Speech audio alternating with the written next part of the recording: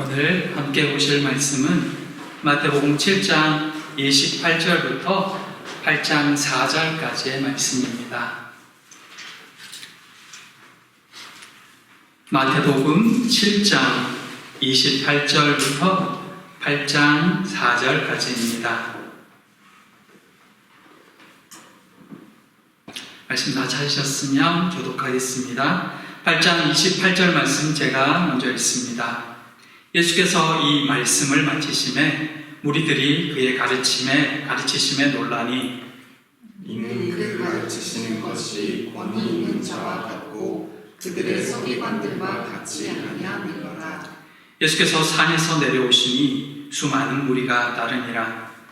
한 나병한 자가 나와 절하며 이르되 주여 원하시면 저를 깨끗하게 하실 수 있나이다 하거늘 예수께서 손을 내밀어 그에게 대시며 이르시되 내가 원하노니 깨끗함을 받으라 하시니 즉시 그의 나병이 깨끗하여진지라. 예수께서 이르시되 삼가 아무에게도 이르지 말고 다만 가서 제사장에게 네 몸을 보이고 모세가 명한 예물을 드려 그들에게 입증하라 하시니라. 아멘.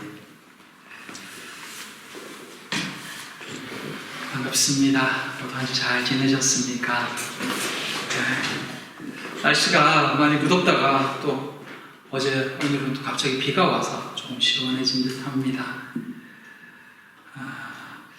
요즘 여러분들 계속 뭐 뉴스를 보고 또 인터넷 보시겠지만 매번 느끼는 거지만 정말 사고 없이 지나가는 때가 거의 없다는 생각이 들 정도입니다.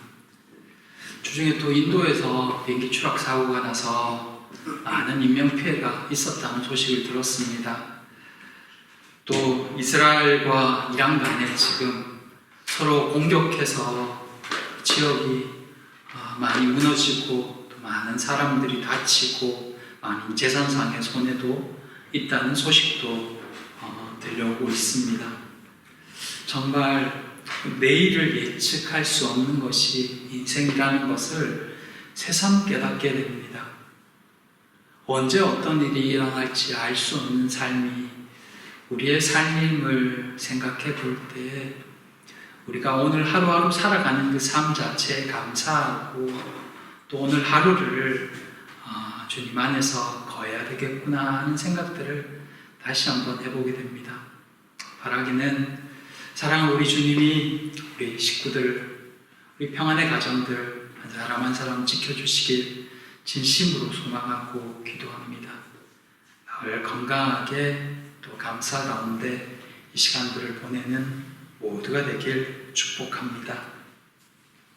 오늘은 지난 시간에 이어서 이제 산상수훈의 말씀 이후에 이어지는 사람들의 반응과 또 예수님의 사역에 대한 말씀을 나누게 됩니다. 가르침에 이어서 병고침으로 이어지는 이 예수님의 사역을 통해 오늘 우리에게 말씀하시는 말은 무엇일까요? 이 시간 이 말씀을 보면서 우리가 또 어떤 말씀을 들으며 새겨야 하고 주께서 어떤 것들을 깨닫게 하시는지 귀를 기울이고 또 잘 들어가는 이 시간 되기를 바랍니다. 첫째, 놀라는 무리들. 5장에서 시작된 이 산상수훈, 예수님의 이 산상수훈은 드디어 이 7장 27절에 끝나게 됩니다. 그 가르침을 받은 사람들은, 무리들은 놀랐다라고 표현하고 있죠.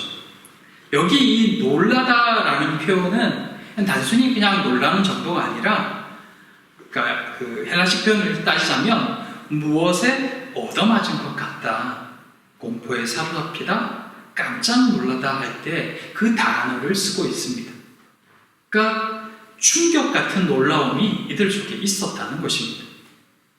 그들이 이처럼 놀란 이유는 예수님의 가르침이 서기관과 다르다는 것을 발견했기 때문이라고 표현합니다. 그것은 권위 있는 자의 가르침이었다라고 말하죠. 권위 있는 자의 가르침이란 도대체 무엇일까? 어떤 것이 사람들로 하여금 이렇게 충격을 받을 정도로 놀라게 했을까? 우리가 지금껏 산상수훈의 말씀들을 쭉 살펴보았지만 대체적으로 이 전체 틀을 보면 예수님께서는 먼저 구약의 말씀을 들어서 옛 사람에게 말한 바라고 말씀을 합니다. 그러면서 구약의 말씀을 이야기합니다. 옛 사람에게 말한 바 이러이러하다 했으나 그리고는 나는 너희에게 이르노니, 이런 형식을 빌어서 그 말씀을 해석해주고 있는 그 모습을 볼 수가 있습니다. 옛사람에게 말한 바 구약에서는 이러이러한데 나는 너희에게 말하니 이것은 이런 뜻이고 이렇게 해야 된다, 이렇게 계속해서 말씀하고 계시다는 것입니다. 이스라엘 백성들은 지금껏 성경의 말씀을 서기관들, 율법학자들로부터 들었습니다. 그리고 그 말씀을 들으면서 그 말씀을 지켜야 한다고 배웠습니다. 심지어는 그 말씀에 더해진 여러 가지 규칙들까지도 배웠습니다. 하지만 예수님께서는 단순히 구약의 말씀으로만 이러이러하다라고 말씀하지 않으시고 나는 너희에게 이르노니 라는 말씀으로 그 말씀의 참된 의미들을 다시 재해석해 주셨던 것입니다. 그게 산상수훈의 특징이거든요. 그 말씀은, 그 해석은 백성들이 지금껏 들어보지 못한 해석이었습니다. 우리도 산상수훈의 말씀을 들으면서 너무 어렵다라는 생각이 들 정도로 여기에 이런 의미가 있었을까?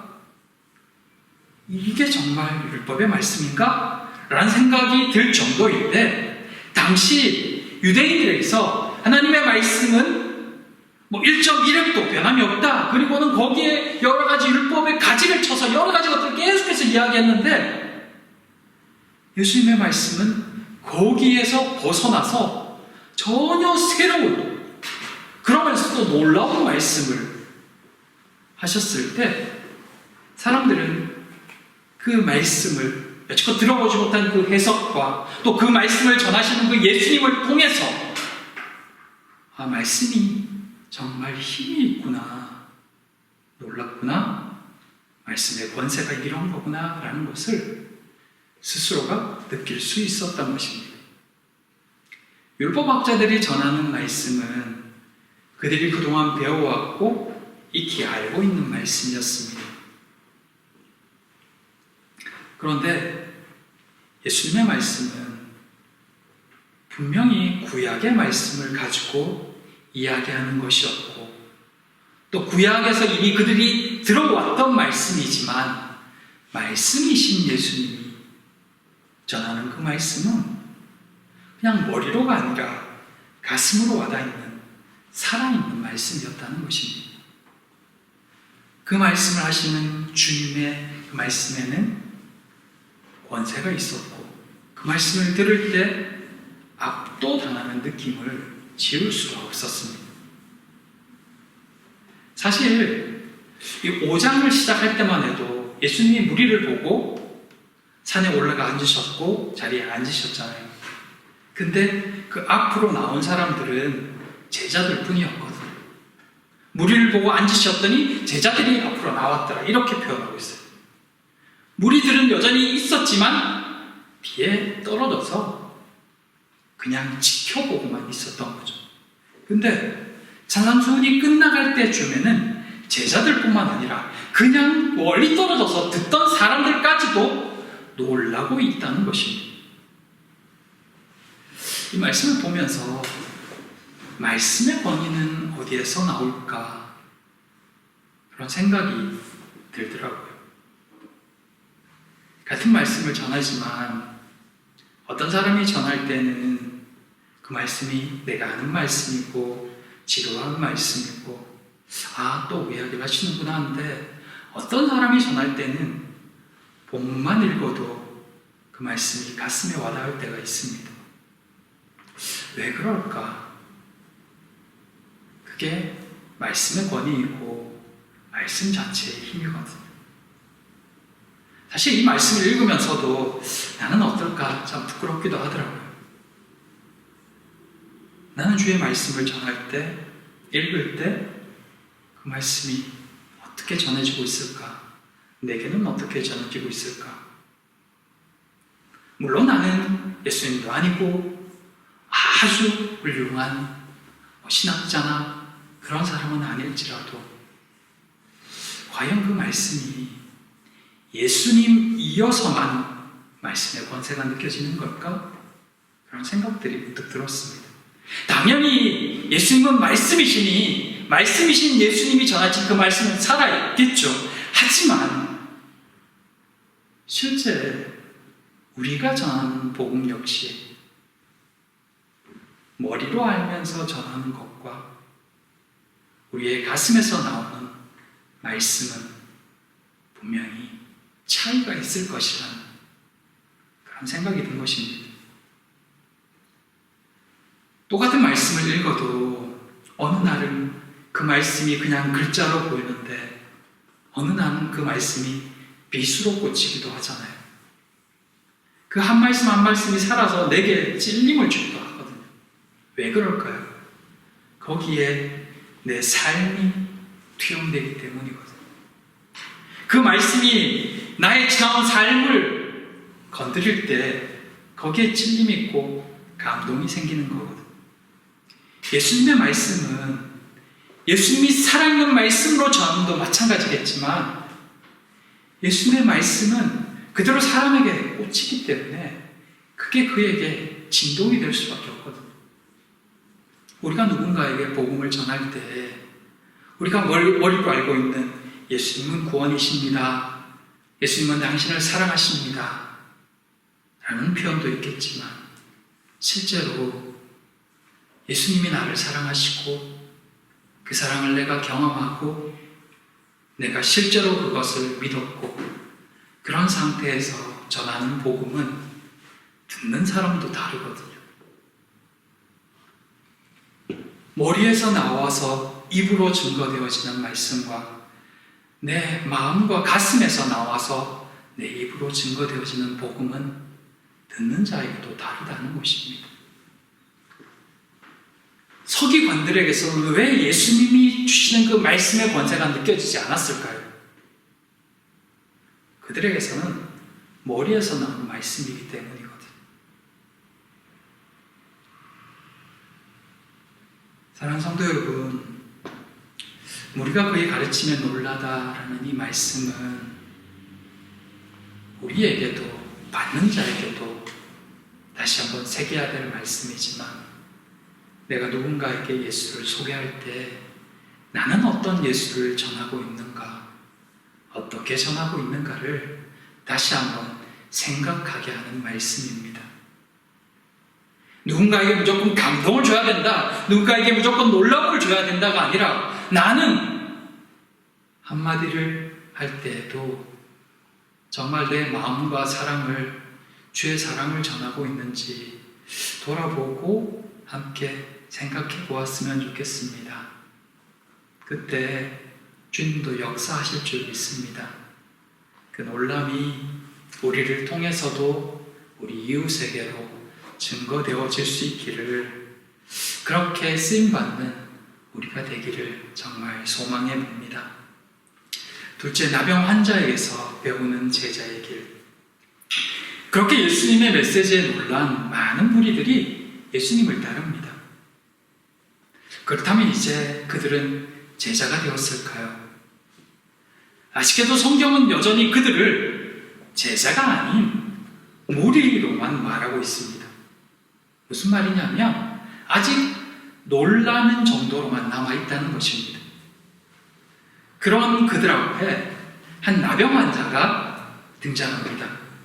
모두가 부정하다 여기는 나병 환자였지만 그는 사람들에게 또 다른 놀라움을 던져주고 있었습니다.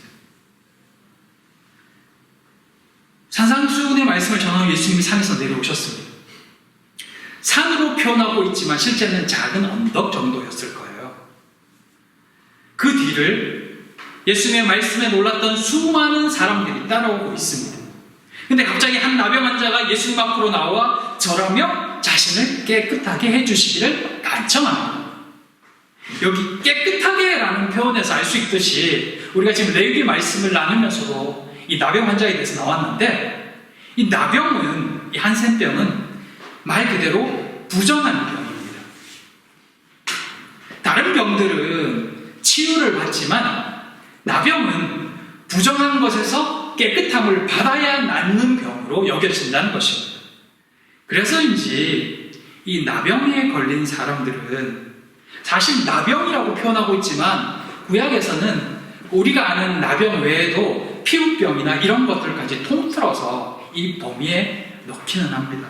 어쨌든 이 나병에 걸린 사람은 소위 하나님의 징계를 직접 받은 사람, 그래서 부정해진 사람이라는 인식이 이스라엘 백성 가운데 있었고, 그렇기 때문에 그 병에 걸린 사람은 공동체에서 분리되어서 마을 밖에서 격리되어 살아야 했습니다. 그들은 부정한 자라서 다른 사람을 부정하게 만드는 자였기에 결코 사람들 앞에 나가서도, 심지어는 근처에 있어서도 안 되는 사람들이었습니다. 근데 그런 그가 수많은 무리들이 모인 그곳으로 직접 나와서 예수님 앞에 엎드려서 간청하고 있는 것입니다. 사람들이 그 순간 돌을 들어서 그 사람을 친다 해도, 그래서 그 사람이 그 돌을 맞고 죽는다 해도 당시 율법으로는 법에 걸리지 않았습니다. 돌에 맞아 죽어도 아무도 그것에 대해서 잘못을 탓하지 않는다는 것입니다. 왜냐하면 그는 부정한 사람이었기 때문입니다. 나병 환자가 몰랐을까요? 당연히 알고 있죠. 자신이 사람들 가까이 가면 돌에 맞아 죽을 수 있다는 것을 그도 알고 있었습니다. 근데 그가 예수님 앞으로 목숨을 걸고 나온 이유가 뭘까요? 간절함이었죠. 절박함이었습니다. 그리고 예수님이라면 이런 자기까지도 깨끗하게 하실 수 있을 것이란 믿음이 있었던 것입니다. 그래서 그 믿음에 목숨을 걸었던 것입니다. 수많은 사람들이 예수님을 따랐습니다. 처음에는 많은 군중들이 하나로 예수님의 말씀을 들었고, 말씀을 들은 후에 놀라움으로, 충격으로 예수님을 따랐습니다. 그러나 그것만으로는 충분하지 않았습니다. 놀라기도 했고, 다들 예수님을 따르니까 혹시나 내게도 뭔가 있지 않을까 하는 호기심에 무리를 따랐지만, 그러나 그들은 여전히 제자가 되지 못했습니다. 그런 무리 앞에 목숨을 걸고 나타난 나병 환자는 그 사람들에게 제자란 누구인가, 예수님을 따른다는 것은 어떤 것인가를 보여주고 있는 것입니다. 말씀에 놀라는 것은 믿음이 시작되는 좋은 모습입니다. 예수님을 따르는 것도 좋은 모습입니다. 그러나 그 따름이 그저 졸졸 따라다니는 것만 끝나면 결국은 무리로 끝날 수밖에 없습니다. 사실 이게 되게 무서운 말씀이거든요. 평생을 예수님을 따라다녔는데 결국 무리로 끝난다? 어떻게 해야 될까요? 결국 어느 시점에 이르면 결정을 해야 합니다. 더 나아갈 것인지 멈출 것인지 말입니다. 그 결정을 내린 자의 모습이 바로 이 나병 환자의 모습입니다. 삶의 문제를 들고 주께 나아간 그는 이 결정이 생사가 오가는 결정임을 알았습니다. 그럼에도 이런 결정을 낼 수밖에 없었던 이유는 주를 온전히 믿었기 때문이라는 거죠.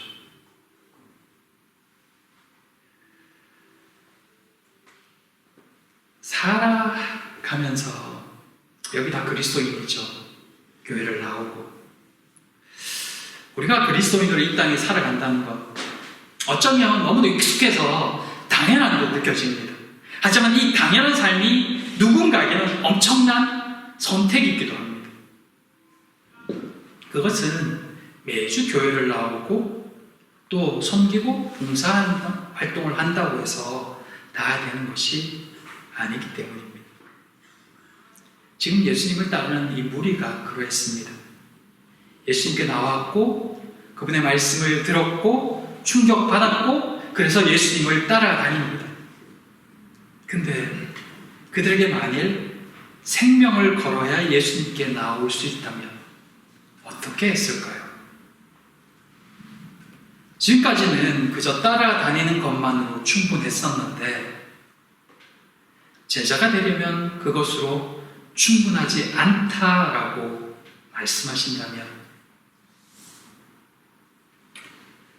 그래서 이 나병 환자의 모습은 우리에게 믿음이 있는가 다시 한번 질문하게 합니다.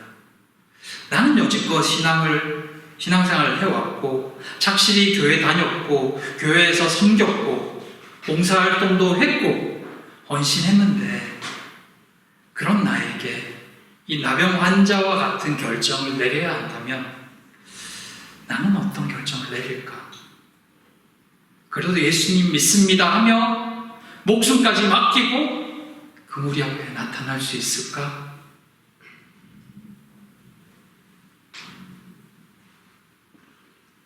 우리 이 모습을 보면서 한번 스스로에게 물어보시기 바랍니다.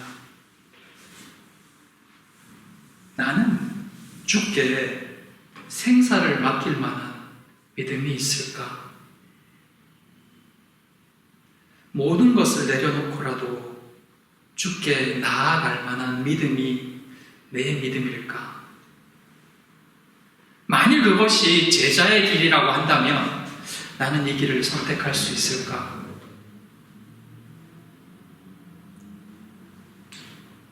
이 나병 환자에게 믿음이 있다는 것을 더 잘 보여주는 모습은 그의 요청입니다. 주여 원하시면 저를 깨끗하게 하실 수 있나요? 주여 원하시면 저를 깨끗하게 하실 수 있나이다. 지금 내가 어떤 심정으로 주께 나와 있는데 당연히 고쳐주셔야죠. 목숨까지 걸고 이 앞에 나왔는데 고쳐주셔야지가 아니라 주여 원하시면 주여 내가 지금 이렇게 간절하니 내가 이것이 꼭 필요하니 응답해 주세요. 반드시 응답해 주셔야 합니다. 이게 보통의 기도인 것 같은데 그래서 몇 날 며칠을 금식하며 하나님께 매달리곤 하는데 주여 원하시면이라며 원하지 않으셔도 들어주셔야 할 것 같은데 이 나병 환자의 요청은 그러지 않으셨습니다. 주님이 만일 원하신다면 저를 깨끗하게 하실 수 있습니다. 주님이 원하지 않으시면 죽겠다는 겁니까? 죽어도 좋다는 겁니까? 그래도 감사함으로 죽을 수 있단 말입니까? 목숨을 걸고 주 앞으로 나왔음에도 불구하고 주여 원하시면 if라고 이야기하더라고요.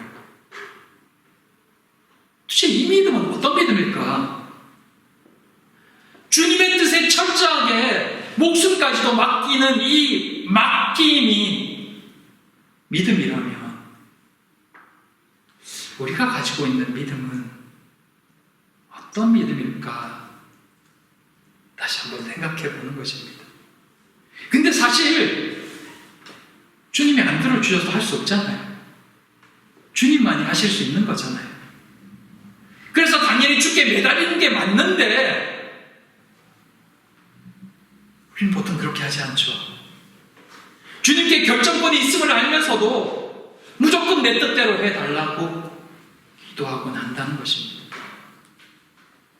매달리는 거죠. 주님의 뜻은 어디에 있는지 주님의 계획하심이 어디인지는 알 수 없으니까요. 종종 말씀드리듯 기도는 농성이 아니잖아요. 내 뜻을 관철시키는 것이 믿음이 아니라는 것입니다. 믿음은 맡김입니다. 주의 뜻에 맡기고 주님의 때를 기다리는 거죠. 목숨을 걸고 주께 나왔으며 주의 긍휼하심을 구하는 이 나병 환자의 모습이 사실은 바른 신앙인의 모습이라는 겁니다. 많은 신앙인들이 믿음 좋다고 말하는 이들까지도 자신의 소원을 이루어 달라고 주께 간구합니다. 하지만 그렇지 않습니다. 물론 우리의 필요를 구하는 것이 잘못된 기도는 아닙니다. 다만 하나님의 뜻에 관심 없는 것이 문제죠. 예수님도 겟세마네 동산에서 땀방울이 핏방울이 될 만큼 간절히 당신의 소원을 하나님께 아뢰습니다. 기도했습니다. 하지만 최종적으로 아버지의 뜻이 이루어지게 해달라고 기도하죠. 그게 기도이고 그게 믿음입니다. 주여 원하시면 이라는 이 나병 환자의 간청에 예수님의 대답이 뭘까요? 내가 원하노니입니다. 내가 원하노니. 그게 주님의 마음입니다. 우리에게 가장 선한 것, 가장 좋은 것을 주고 싶어 하시는 마음, 그것이 주님의 마음이고 아버지의 마음입니다. 내가 농성하지 않아도, 내가 땡깡 부리지 않아도, 내가 죽기 살기로 내 소원 들어달라고 매달리지 않아도 가장 좋은 것을 주고 싶어 하시는 분이 하나님이고 주님입니다. 우리에게 필요한 것은 맡김입니다. 기도함으로써 하나님의 뜻을 구할 뿐입니다. 하나님의 마음은 그것이, 주님의 마음은 그게 끝이 아니었습니다. 예수님 말씀으로 충분하잖아요. 근데 이 나병 환자에게 손을 내밀어요. 그를 만져요. 율법에 나병 환자를 만지는 건 더 부정해진다고 표현하고 있거든요. 거룩을 지키기 위해서 부정한 것에 절대로 가까이 가서는 안 된다고 가르치거든요. 근데 예수님은 그 나병 환자를 만져요. 말씀으로도 충분하잖아요. 고칠 수 있잖아요. 근데 왜 만지실까요? 아무도 가까이 하고 싶어 하지 않는 사람, 아무도 만지고 싶지 않고 심지어는 얼굴조차 보고 싶지 않는 그 사람, 그렇게 사람들에게 상처받고 외면당하고 무시당했던 그 사람, 예수님은 그 사람의 육신의 질병뿐만 아니라 마음의 상처까지도 만져주고 싶으셨던 거예요. 그렇게 고쳐주고 싶어 하셨거든요. 그게 주님의 마음이에요. 그 마음으로 당신의 사람들을 사랑하고 계시거든요. 근데 우리는 우리의 소원이 안 들어지면 답답하죠. 하나님 나를 사랑하지 않는 거 아닐까? 나를 왜 이렇게 외면하시지? 왜 하나님은 나와 다른 사람들을 차별하시지? 이런 생각들을 하곤 한다는 것입니다. 사랑하는 성도 여러분, 주께서 가장 사랑하시는 사람이 우리입니다. 주께서 가장 선한 것을 주고 싶어 하시는 사람이 우리입니다. 그 마음을 믿기를 바랍니다. 그리고 그분께 맡기기를 바랍니다. 우리가 할 것은 와, 예수님 놀랍다, 놀랍다가 아니라 그분께 우리를 맡기는 겁니다. 예수님은 이 나병 환자의 모습을 통해서 이제 놀람으로 예수를 따르는 이들에게 그 다음은 이거야 라고 가르치시는 겁니다. 네가 더 나아가기를 원하고 내게 더 가까이 오기를 원한다면 맡기라고 보여주고 계시는 겁니다. 그 다음은 예수께서 책임지신다는 것입니다. 이 믿음을 소유할 수 있는 우리 모두가 되시기를 바랍니다. 미국의 영성학자 알 로어라는 사람이 이런 말을 했습니다. 종교가 우리를 심오하고 정직한 길로 이끌지 않는다면 종교는 영혼과 사회에 매우 위험하다. 종교가 그 사람을 정직한 길로, 바른 신앙의 길로 이끌지 못하면, 그렇게 되지 않으면 그 종교는 오히려 그 사람의 영혼의 사회에 해악이 된다는 뜻입니다. 머리로 많은 것을 알면 오히려 교만하게 만들고 망친다는 것입니다. 우리가 잘 아는 욕먹는 그리스도인의 모습이 그러하다는 것입니다. 신앙의 삶이 그리스도인에게 나타나지 않으면 오히려 그 아는 것이 그 사람을 망치고 그로 인해 오히려 종교가 욕을 먹습니다. 그저 놀라고 신기하고 호기심에 따라다니기만 하면 그냥 무리가 가니까 거기에 휩쓸려서 군중심리의 신앙생활을 하다 보면 우리도 그 짝이 날 수 있다는 것입니다. 막히는 결단이 없으면 그렇게 될 수밖에 없습니다. 사랑하는 성도 여러분, 종교인이 되지 말고 우리 정말 신앙인으로 살아갔으면 좋겠습니다. 그리스도인의 삶을 같이 공동체로 이루어갈 수 있었으면 좋겠습니다. 서로 돕고 협력하고 세워주며 그렇게 그리스도를 따르는 그리스도인이 되기를 진심으로 소망하고 축복합니다. 이 시간 우리 같이 기도했으면 좋겠습니다. 우리의 믿음은 지금 어디에 와 있는지 잠시 돌아보며 기도했으면 합니다. 많은 섬김과 예수를 사랑함이 우리 안에 있음을 압니다. 그 마음이 여전한지 아니면 그 자리에 머물고 있는지 또는 앞으로 나아가려고 발버둥치는지 이 시간에 우리의 마음에 어떤 것이 가장 크게 자리 잡고 있는지 물어보시면서 주님 앞에 우리의 심정을 잠시 고백하는 시간을 가지겠습니다. 기도하겠습니다.